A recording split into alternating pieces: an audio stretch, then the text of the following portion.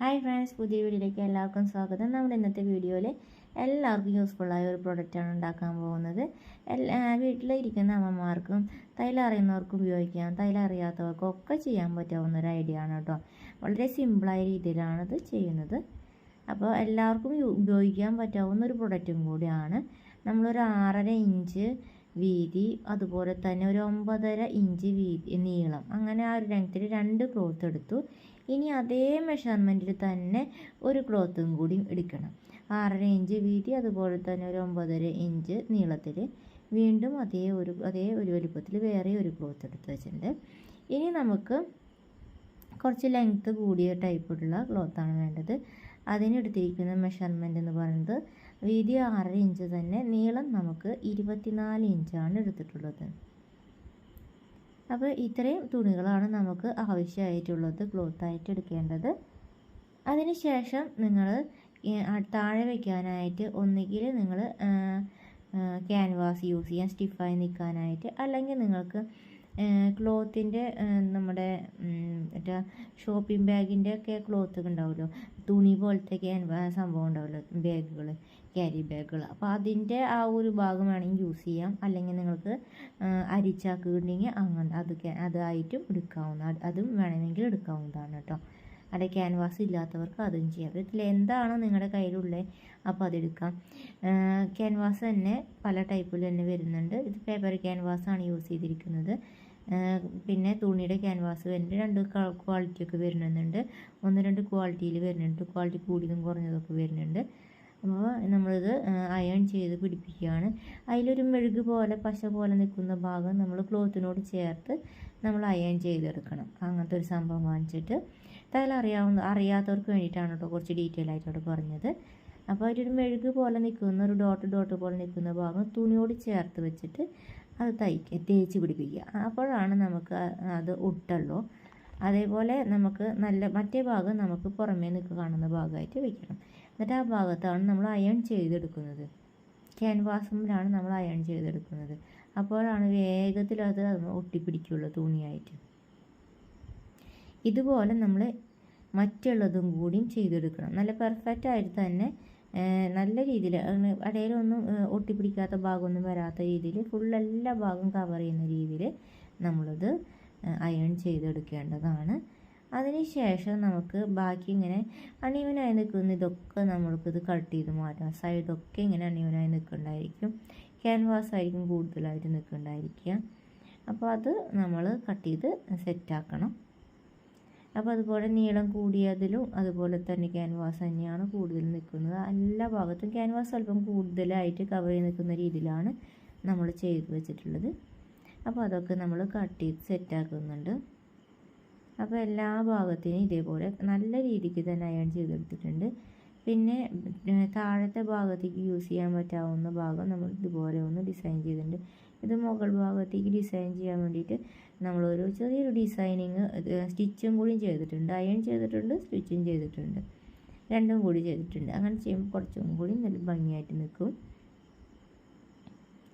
പിന്നെ നമുക്ക് വേണ്ടത് താഴത്തെ ഭാഗത്തേക്കുള്ള തുണി നമ്മൾ ഇതുപോലെ താഴേക്ക് വെച്ചു. അതിന് ശേഷം അതിലേറ്റവും കൂടുതൽ നീളവും കൂടിയ ഒരു പാർട്ടുണ്ടല്ലോ, ആ ഒരു പാർട്ട് നമ്മൾ എടുത്തിട്ട് ചെറുതായി നോച്ചസ് ഇട്ട് കൊടുക്കുന്നു. സെൻറ്റർ ഫോൾഡ് ചെയ്തിട്ട് വേണം ഇങ്ങനെ നോച്ചസ് ഇട്ട് കൊടുക്കാനായിട്ട്. ഓക്കെ, ആ നീളം കൂടി ഇതിലും ചെയ്തു. അതുപോലെ തന്നെ താഴത്തെ ഭാഗത്തേക്ക് വയ്ക്കാനുള്ള ക്ലോത്തുമ്മലും നമ്മളിതുപോലെ സെൻറ്റർ ഇതുപോലെ 2 സൈഡിലോട്ടും നീളത്തിൻ്റെ ഭാഗത്ത് നമ്മൾ നോച്ചസ് ഇട്ട് കൊടുത്തിട്ടുണ്ട്. ഇനി നിങ്ങളുടെ കയ്യിൽ ക്ലിപ്പുകൾ ഉണ്ടെങ്കിൽ അതെടുക്കുന്നതായിരിക്കും കൂടുതലും നല്ലത്. അല്ല എങ്കിൽ ക്ലിപ്പ് ഇല്ലാത്തവരാണെങ്കിൽ ഇതുപോലെ പിൻ ഉപയോഗിക്കാവുന്നതാണ്.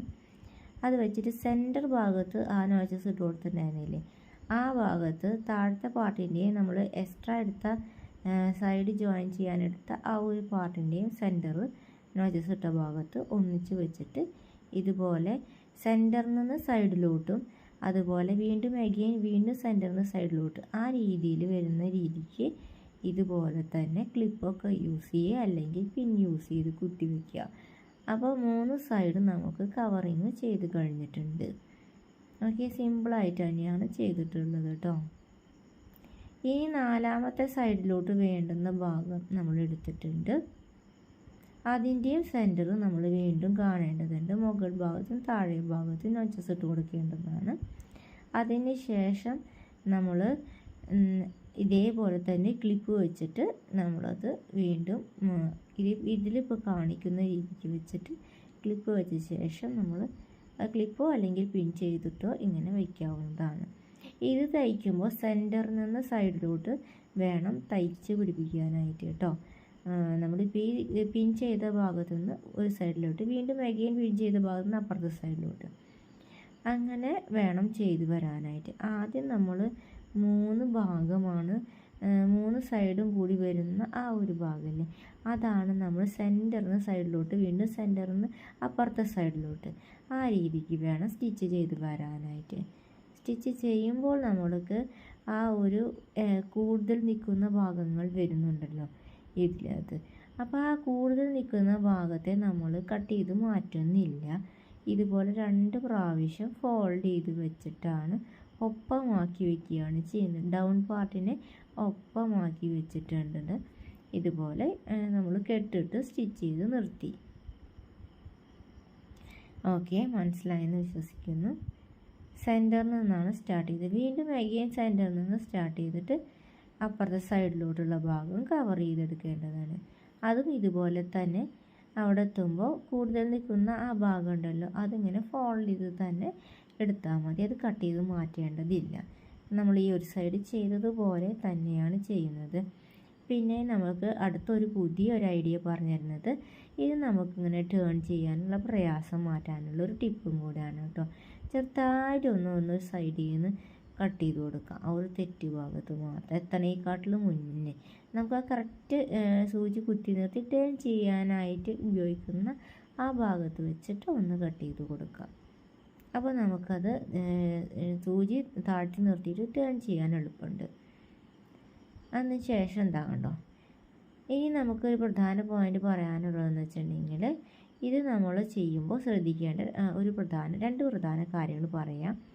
ഇത് നമ്മൾക്ക് ഇതിനകത്ത് ഇങ്ങനെ താഴത്തോട്ട് ഉള്ളിലോട്ട് കടത്തി വയ്ക്കുന്നത് 3 ഭാഗം ചെയ്ത ശേഷം 4ാമത്തെ ഭാഗത്തിന് ഇങ്ങനെ ആക്കി ചെയ്യുന്നത് എന്തിനാണെന്ന് വെച്ചിട്ടുണ്ടെങ്കിൽ, നമുക്ക് കറക്റ്റ് കൂടുതൽ നിൽക്കുന്ന ആ സീം അലവൻസ് കണ്ടുപിടിക്കാൻ വേണ്ടിയിട്ടാണ് ഒന്നാമത്തെ പോയിന്റ്.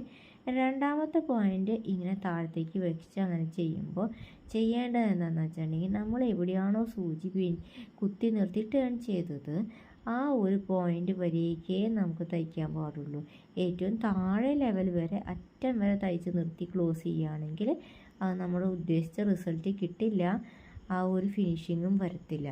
കറക്റ്റ് സൂചി നമ്മൾ താഴത്തെ ഡൗൺ പാർട്ടിൽ സൂചി കുത്തി നിർത്തി തയ്ച്ചില്ലേ, ആ ഒരു സൂചി കുത്തി നിർത്തിയിട്ട് തിരിക്കുന്ന ആ ഒരു പോയിന്റ് ഉണ്ടല്ലോ അവിടെ വരെ മാത്രമേ സ്റ്റിച്ച് ചെയ്യുന്നുള്ളൂ കേട്ടോ. അതിന് താഴേക്ക് സ്റ്റിച്ച് ചെയ്താൽ അതിൻ്റെ ഭംഗി കിട്ടില്ല, അത് ശരിയല്ലാതെ വരും തയ്ക്കാൻ. അത് ആ ഒരു ഫിനിഷിങ് നമ്മൾ ഉദ്ദേശിച്ച പ്രൊഡക്റ്റ് ആവാതെ വരും.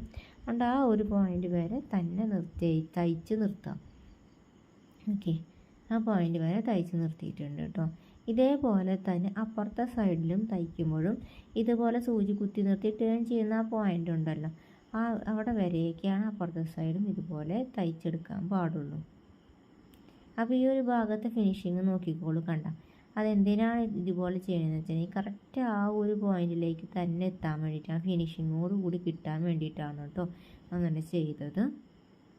ഇനി അതേപോലെ അപ്പുറത്തെ സൈഡിലും നമ്മൾ തയ്യൽ തുമ്പിൻ്റെ ഭാഗം കിട്ടാൻ വേണ്ടിയിട്ട് ചെയ്തില്ലേ, അതേപോലെ തന്നെ സൂചി കുത്തി നിർത്തി ചെയ്ത ആ ഭാഗം വരെയൊക്കെയാണ് നമ്മൾ തയ്ച്ചിട്ടുള്ളത്. അപ്പോൾ അതിൻ്റെ ഫൈനൽ ലുക്ക് ഇതാണ് കേട്ടോ.